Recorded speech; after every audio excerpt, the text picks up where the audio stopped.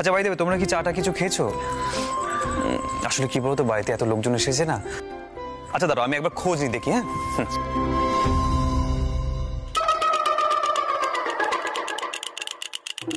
বাবা একই দৃশ্য দেখছি, তোমার হাতে ট্রে। ওস্তাদ, তুমি আমাকে সবসময় ওস্তাদজি ওস্তাদজি কেন করো? আপটা আপনি বলা বন্ধ করবে না তুমি? আমাকে তুমি বলতে পারো না? তুমি তুমি সবসময় ওভাবে বলো না তো ঠাকুরপোকে। ঠাকুরপো যেন কিছুই পারেন না, সব কাজ তুমি একাই পারো। আচ্ছা, আমি সবাইকে চাটা দিয়ে দিচ্ছি। পিলু, তুমি বিস্কিটটা দিয়ে দাও।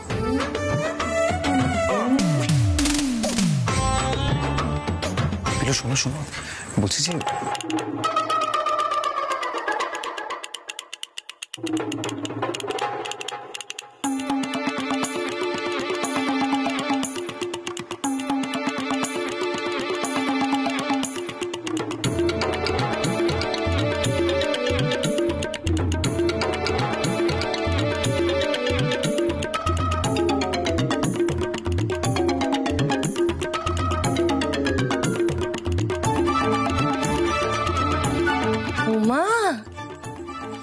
কি কাণ্ড!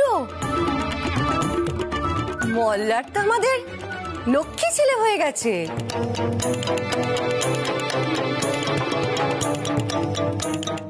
কেমন সাহায্য করছে রঞ্জাকে।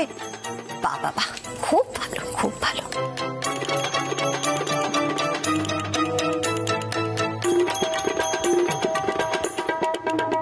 রূপকিনী, তোমাদের বাড়ির হাওয়া তো বেশ বদলে গেছে। সাবেকিয়ানা তো দিন দিন কমে যাচ্ছে। এ বাড়ির ছেলেরা তো এসব কাজ কোনোদিন করতো না।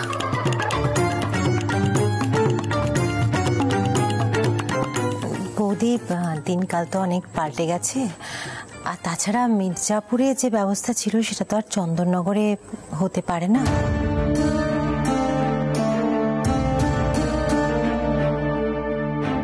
বৌমারা এসেছে, ওরা কি আর আমাদের মতো? মামিকে চাটা দাও বৌমা। আসছে স্যার।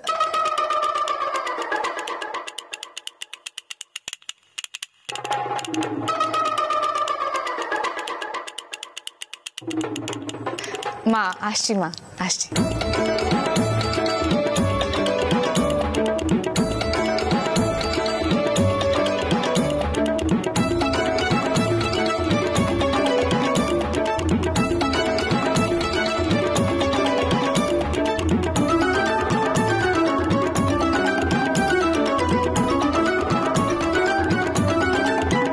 চা তুমি বানিয়েছো না তোমার যা পিলু বানিয়েছে?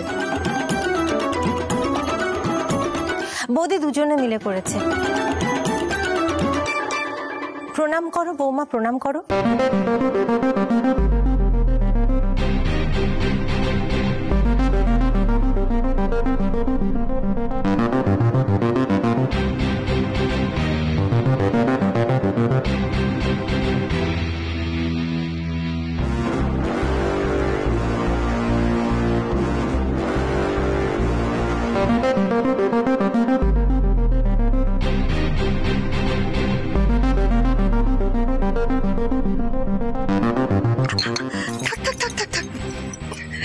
সুখী হও।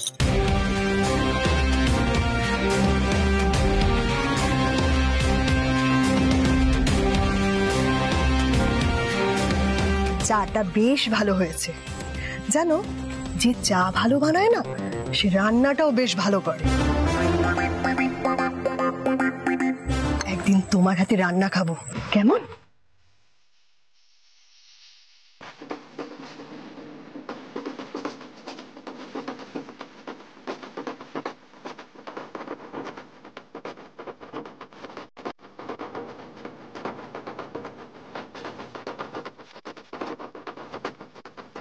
হ্যাঁ মাম্মা, আমি একদিন আপনাকে নিজের হাতে রান্না করে খাওয়াবো।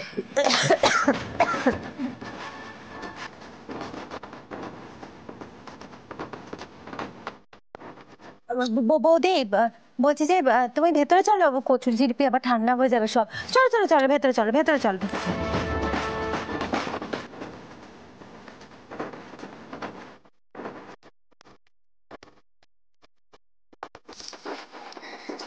খালি দুষ্টুমি না, শাশুড়িকে তো একেবারে ভয় পাইয়ে দিয়েছিস।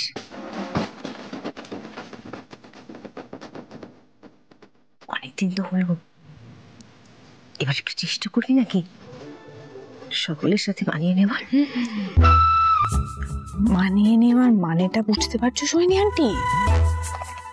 মল্লার বাবু মাথায় উঠে নৃত্য করবেন।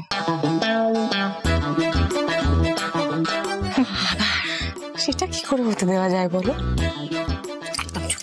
চল এখান থেকে।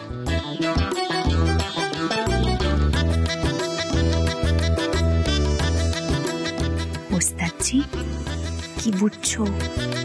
ঠাকুরপো কিন্তু বেশ নরম মনের হয়ে গেছেন, তাই না? এতই কি সহজ? মোল্লার, এদিকে কাকে খুঁজছিস? বৌদিকে বুঝি? বৌদিকে চোখে হারাচ্ছিস? হ্যাঁ হ্যাঁ, সেটাই তো স্বাভাবিক, তাই না মোল্লা?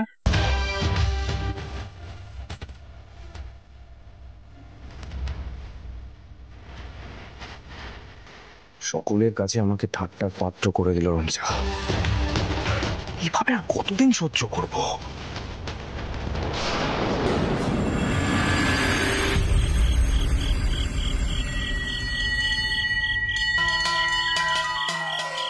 ও মা, কাণ্ড দেখেছিস?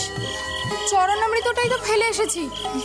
মল্লিকা, তুই এখানে একটু দাঁড়া, আমি এক্ষুনি আসছি। আচ্ছা ঠিক আছে, আমি আর ভেতরে গেলাম না পদ্মমাসি, তুমি তাহলে যাও, তাড়াতাড়ি এসো। হ্যাঁ, যাও।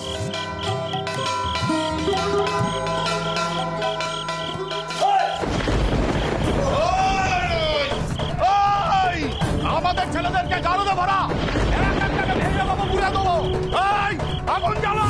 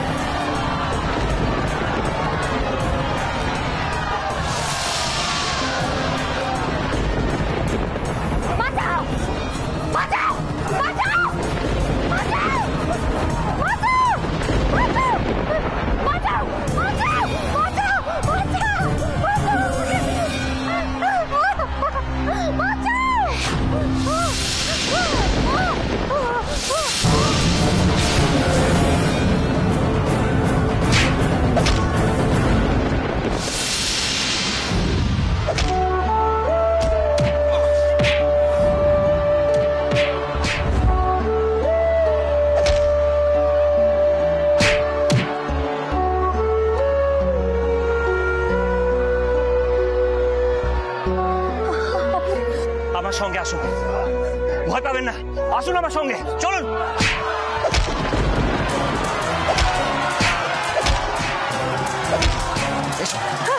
আস্তে আস্তে, সাবধানে।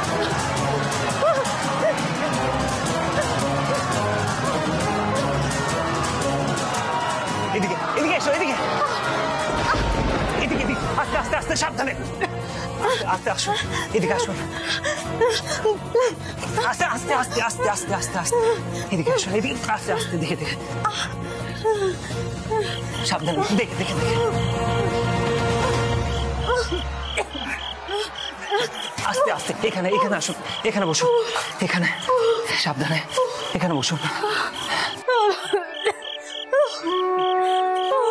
আপনি ঠিক আছেন? দাঁড়ান, দেখছি ব্যাগে জল আছে কিনা, শেষ হয়ে গেছে।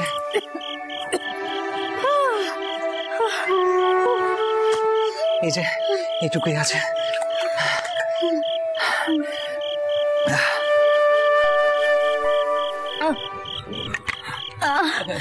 শুনুন, আপনি একটু চুপচাপ এখানে বসুন, ঠিক আছে? আমি বাইরে গিয়ে জল নিয়ে আসছি। না না না, আর জল লাগবে না। কিন্তু আপনার তো তেষ্টা গলা শুকিয়ে যাচ্ছে, আর কতক্ষণ এখানে এইভাবে থাকতে হবে? আমরা তো কেউ কিচ্ছু বুঝতে পারছি না, তাই না? বাইরে নিশ্চয়ই কিছু একটা ঝামেলা বেঁধেছে। শুনুন, কারফিউ যদি শুরু হয়ে যায় তাহলে কিন্তু বিপদ হয়ে যাবে। আমি এক্ষুনি যাচ্ছি, বাইরে বেরিয়ে জল আনছি, এক্ষুনি।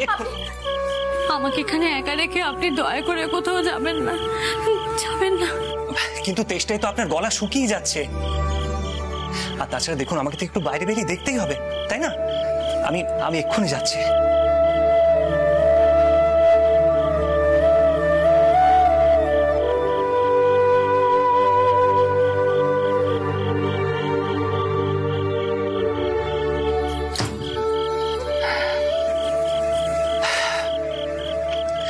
আচ্ছা আচ্ছা আচ্ছা আচ্ছা, আমি না হয় পরেই যাব, ঠিক আছে? আমি পরে যাচ্ছি।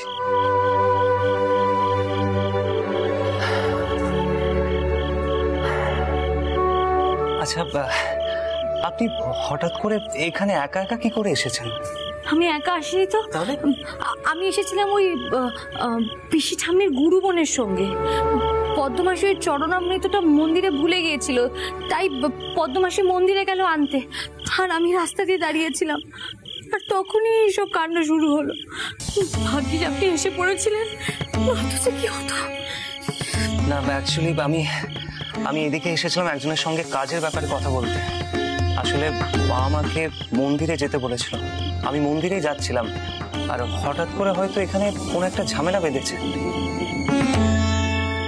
মনে হচ্ছে এটা না একটা পরিত্যক্ত বাড়ি, এদিকে না সহজে কেউ আসবে না, বুঝলেন? আপনি একটা কাজ করুন, দাঁড়ান।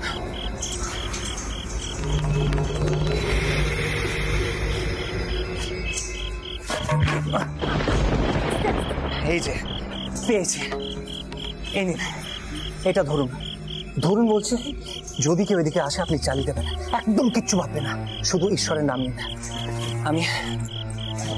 আমি একটু জল নিয়ে আসছি, ঠিক আছে? আর চারিদিকটা দেখে আসছি। আপনি ব্যাগটা রাখুন, একদম চিন্তা করবেন না। আমার ফোনটাতে তো চার্জ শেষ হয়ে গেছে, সুইচ অফ হয়ে গেছে। আচ্ছা, আপনার ফোন আছে? আমার ফোনটাও মনে হচ্ছে ওই দৌড়ানোর সময় কোথাও পড়ে গেছে, আর তো ওটা পাওয়া যাবে না। বাড়িতে ফোন করে কিছু জানাতেও তো পারছি না। আমারও তো এই একই অবস্থা।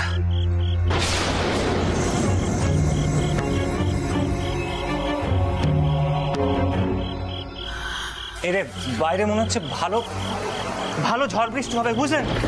আপনি একটু সাহস নিয়ে এখানে বসুন, আমি এক্ষুনি বাইরে যাচ্ছি, জল নিয়ে আসছি। দেখুন, একটু তো জল নিয়ে আসতে হবে, বাইরেটা আমি রেখে আসছি। আপনি একদম চিন্তা করবেন না, আমি এক্ষুনি যাচ্ছি, এক্ষুনি আসছি, একদম চিন্তা করবেন না।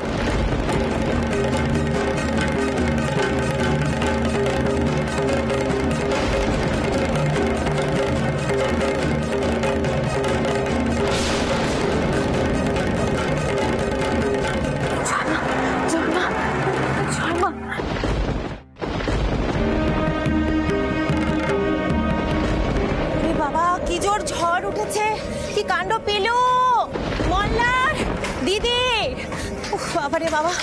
কাকিমা, হ্যাঁ কি হয়েছে? এই দরজা জানলাগুলো বন্ধ করতে হবে, ঝড় উঠেছে খুব। আমি সব করে দিচ্ছি। মল্লিকাকে ফোন করলাম, মল্লিকা ফোনটা কিছুতেই ধরলো না।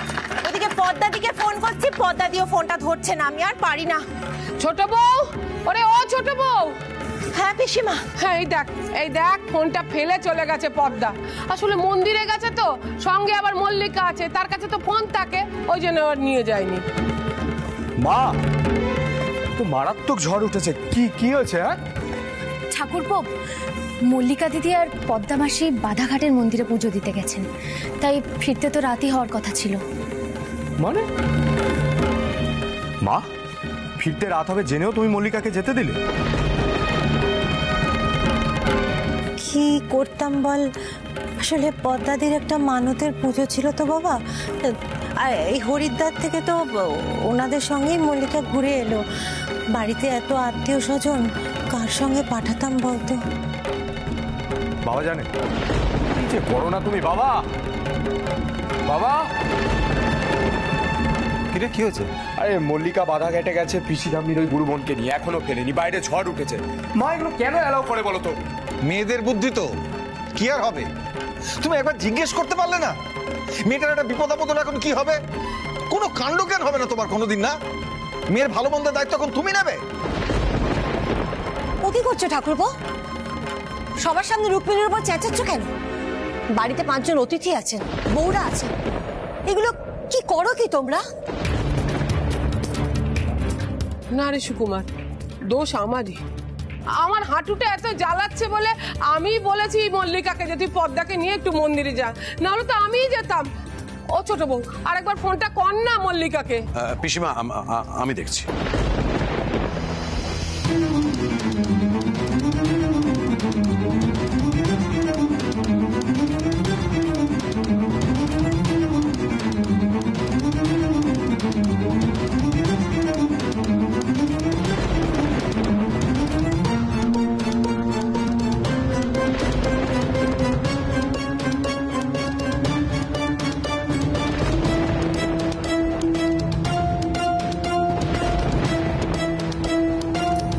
ধরলো না, বেঁচে গেল।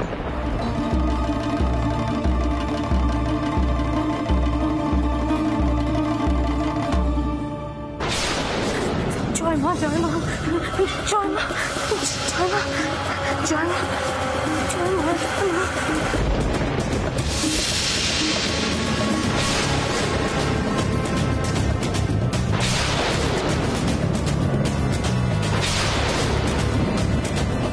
কে কে? রমন বাবু?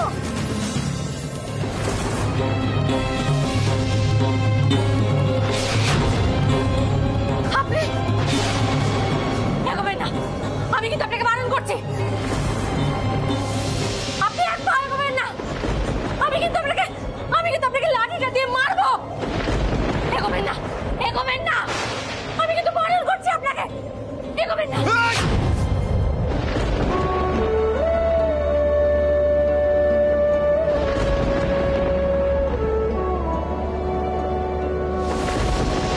সরে যাও, সরে যাও, সরে যাও।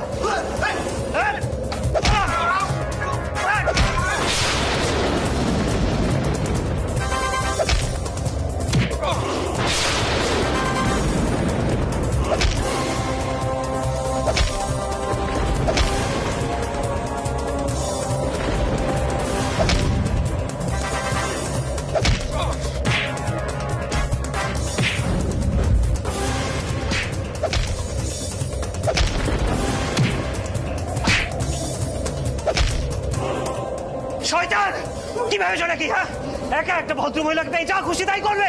হ্যাঁ, উনি কি একা নাকি?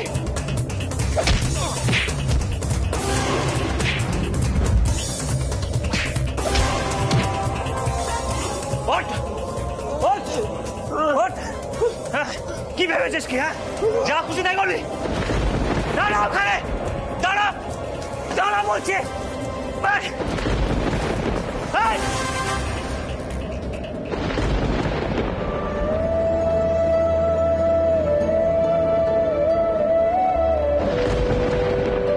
একদম চিন্তা করবে না, কিচ্ছু হবে না, একদম চিন্তা করবে না, ভয় পেও না, শান্ত হও, শান্ত হও। না না, এবার তো চিন্তা হচ্ছে, এবার তো তাহলে খোঁজ খবর করতে হয় নাকি?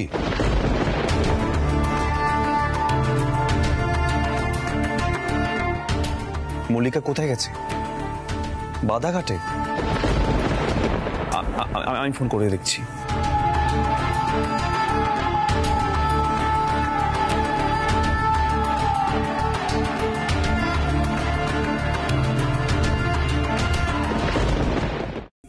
আহির, একবার বাধাঘাটের পুলিশ আউটপোস্টে ফোন করো না। ওখানে মিস্টার চক্রবর্তী আছেন না?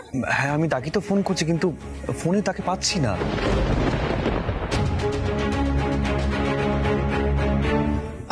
এক মিনিট দাঁড়াও, আমার কাছে ওনার একটা অল্টারনেটিভ নাম্বার আছে, আমি সেটাতে ট্রাই করে দেখছি।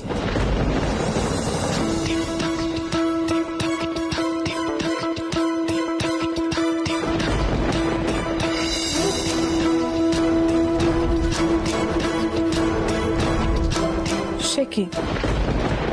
বাধারঘাটে কোনো গন্ডগোল হয়েছে?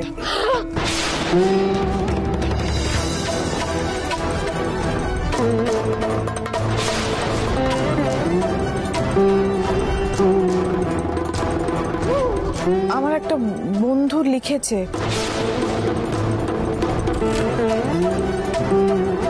আহির তুমি একবার সাংবাদিকদের কাছে একটা খোঁজ নাও না। ঝামেলা? কিসের ঝামেলা? পলিটিক্যাল কিছু? সর্বনাশ করেছে।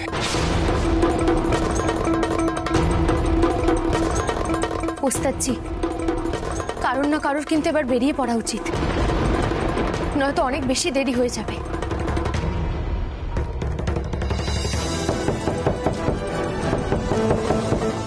দরজাটা খোলো বাবা, তাড়াতাড়ি। পদ্মা, তুই তোর এই দশা কেন? কি হয়েছে? সর্বনাশ, সর্বনাশ হয়েছে বিজয়াদি। আমরা মন্দিরে পুজো সেরে ফিরছিলাম, একটা ঘটিতে আলাদা করে চরণামৃত মন্দিরে রাখা ছিল, সেটা আনার জন্য আমি মল্লিকাকে বাইরে রেখে মন্দিরে গিয়েছিলাম। তার মধ্যে কিসব ঝামেলা লেগেছে, মারপিট শুরু হয়ে গেছে।